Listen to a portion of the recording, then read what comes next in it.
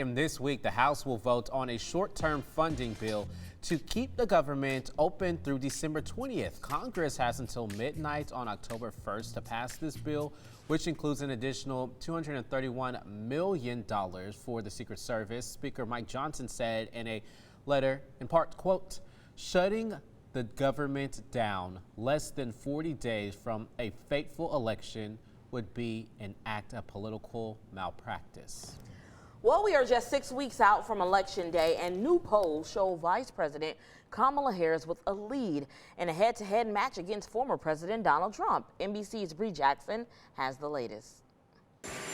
In the battle for the White House, Vice President Harris is challenging former President Trump to a rematch on the debate stage, something he's refusing to do. Let's have another debate. There's more to talk about, and the voters of America deserve to hear.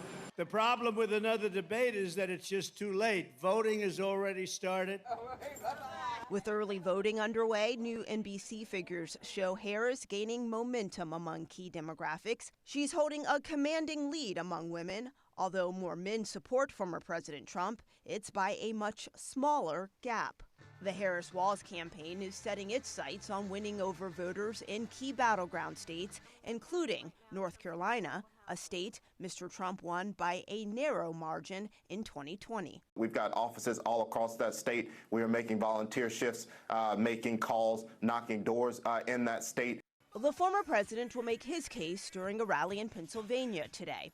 Inflation and the economy remain top issues for many voters, with polls showing Mr. Trump holding an advantage over Harris. Supporters urge him to make that a key part of his message. Talk about crime, talk about the economy, talk about inflation, talk about border. That's the way you persuade people in this country. We have an obligation to persuade people to vote for us. Harris plans to counter that messaging by outlining her economic vision in a speech on Wednesday. And the latest NBC News poll shows that the majority of Americans, 57%, said that the September 10th debate between Vice President Harris and former President Trump made no difference in their decision of who they would likely support. In Washington, Bree Jackson, NBC News.